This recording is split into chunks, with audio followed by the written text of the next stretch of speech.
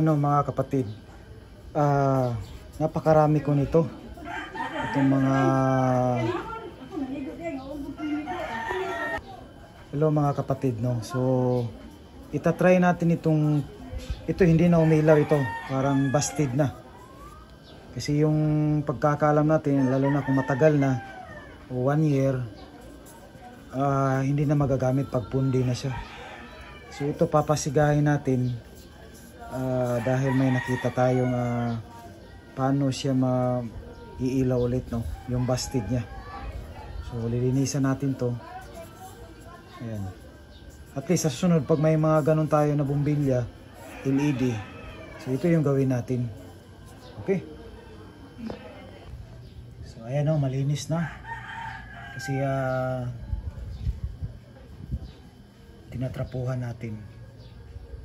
So ayan, i-open natin ito ngayon kasi marami tayong ganito na napupundi, no.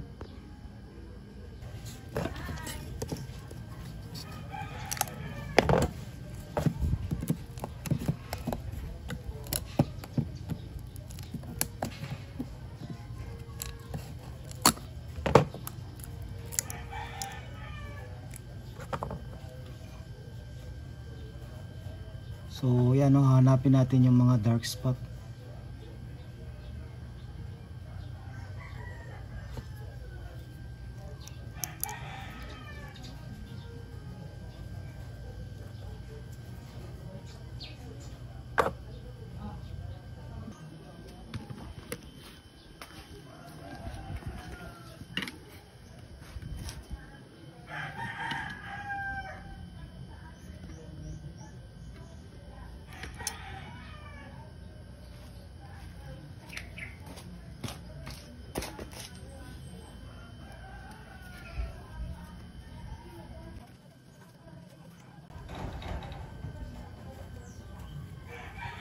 So ayan mga kapatid, no. So ito, tinisting natin ito. So ayan, no, umilaw pala ito.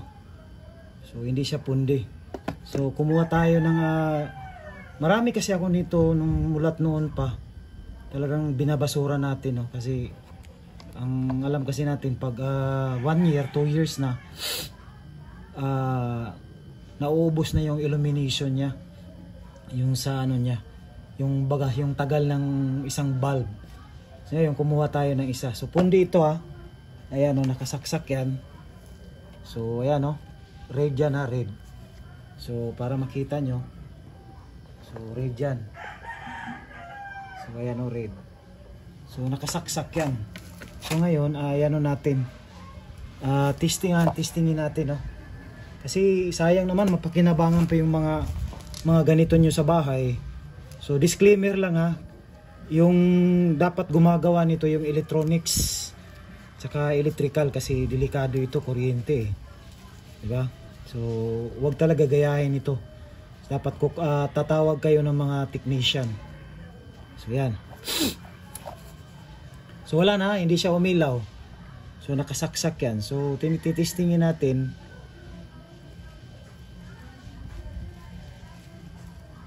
So magkuha lang kayo ng wire, no, ganito. O basta ganito kaliit, o yung gamit ko TF wire ito.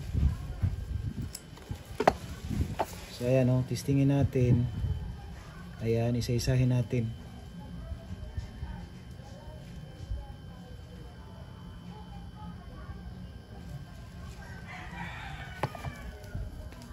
Wala. So ikutin natin. Saan talaga, no? Patay mo na ito.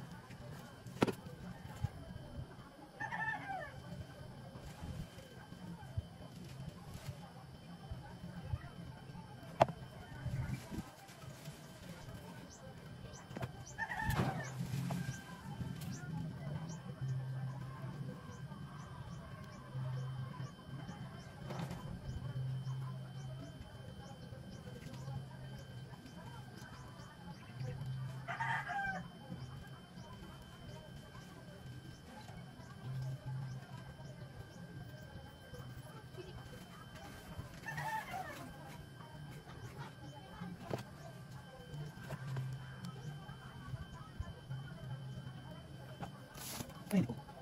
Wala na tayo.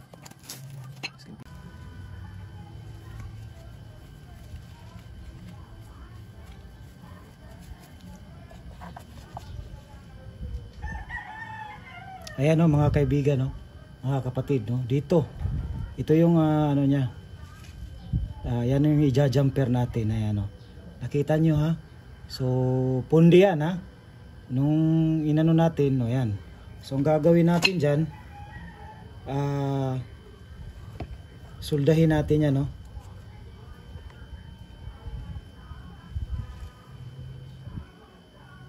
Oh. Diba? So ito yung ano niya, ito yung pundi niya na ano. Itong lead na ito. Ayan. So yan yung gagawin natin, no. Ayan.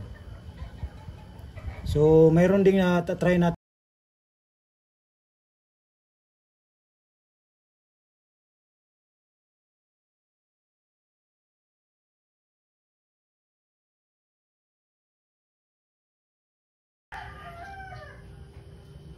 Ayan o, humilaw na. So, napakahirap talaga mag-ano nito. Mag-jumper. So, ayan yung gayahin nyo mga kapatid, no. So, disclaimer lang ha, doon lang sa mga electronics. So, ayan ang mga gamit natin. May soldering tayo. Tapos, ang pinagpilit natin dyan yung ano, ganito. Ito. Ayan o. So,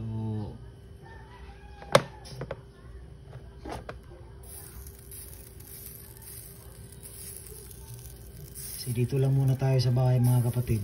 So marami akong mga pundi dito na mga ano, katulad nito mga bulb na ito. So itong brand nito Omni. So kaya pala pag hindi umiilaw na yan, pag busted, may busted na isang lead. So yun ang ano mo, i-jumper mo. So kung may pera ka, magpunta ka sa technician, yun nga. Pero kung ikaw naman na electrical, nasa bahay, so pwede mo na gawin yan, no? Para hindi ka na mabayad sa technician.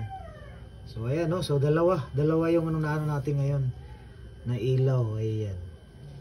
So ang pinag-jumper ko yung ano, yung stranded na extension wire. Putulin nyo lang tapos tamang-tama.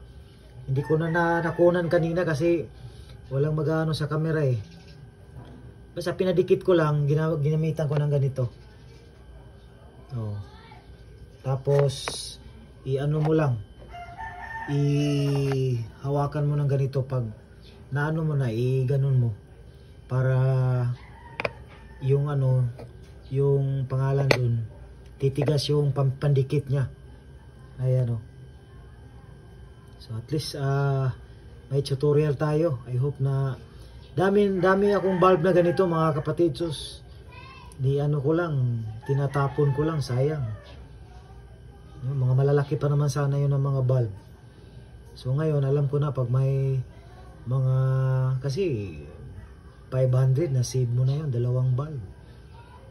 Ayan o. Kaya pala nababasted dyan sila kasi yung isang lead niya wala na.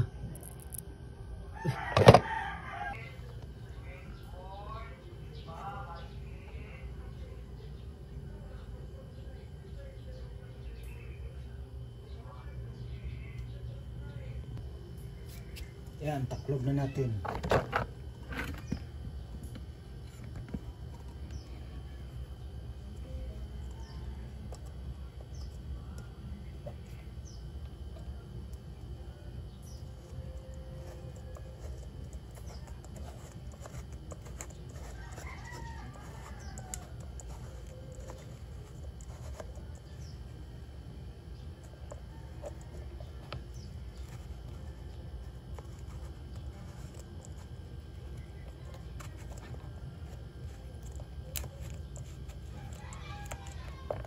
Ayan, okay na.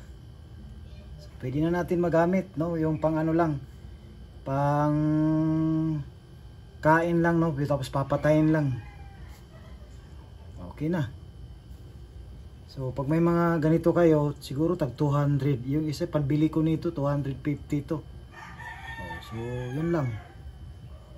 Kung hindi nyo kaya, ipaano nyo talaga yun sa mga technician electronics para may jumper ng mabuti. So ganito, marami akong, siguro kung ang bahay mo ganito, pin light lahat, ako kung tag 250 yan, 180. So dami ano, di ba? So ganito ang gawin nyo. So okay na siya.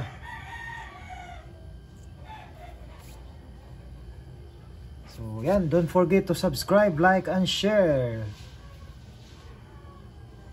So ito yung isa, akala ko pundi na ito pero tinapon ko na ito.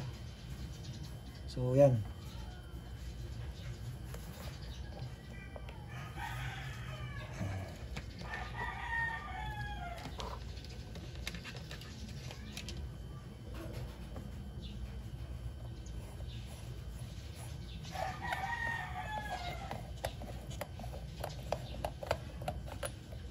So kaya no, tagal na ito. Pero yan no, bili ko nito noon at 250.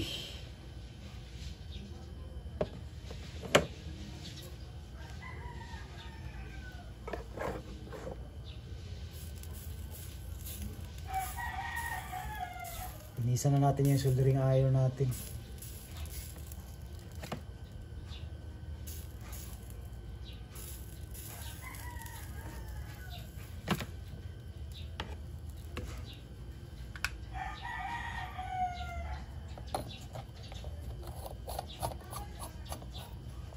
Ito nabuhay eh. Kala ko pundi na. So, yan. Nakasid na tayo. Ayan. Oh. Ayan. Ano pala? Ano yung ano niya? Kuryente. Ayan.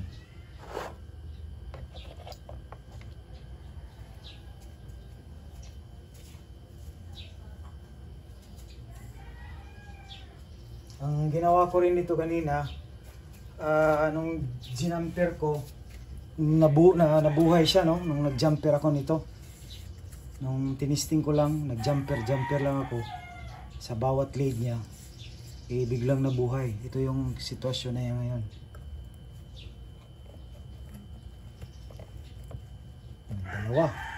Dalawa yung ano natin na yung naayos natin ngayon, na repair, no? So tutorial lang ito mga kapatid, ha. Dapat kasi may ano kayo, may soldering iron, no? Saka ito. Pandikit nyo, tapos yung ano, yung extension wire, yung stranded nya. Tapos i-anon mo lang, idikit mo lang dun sa may lead na busted. Tapos ako wala akong katulong maghawak eh. So ano lang, padikit mo yon. Tapos nadikit mo na yon, lagyan mo na ng ano, ng ganito. Tutunawan mo ng konti hanggang sa ialalay mo ng ganito. Kung may plies ka, okay naman. Para hindi makakuryente. Ako sige, live, inaano ko kasi yung umiilaw. Tinisting kong umiilaw. Pero yun nga, nag-ano tayo, nag-guantis tayo. Importante din, no, pag may ano kayo, guantis. Yung pang electrical talaga.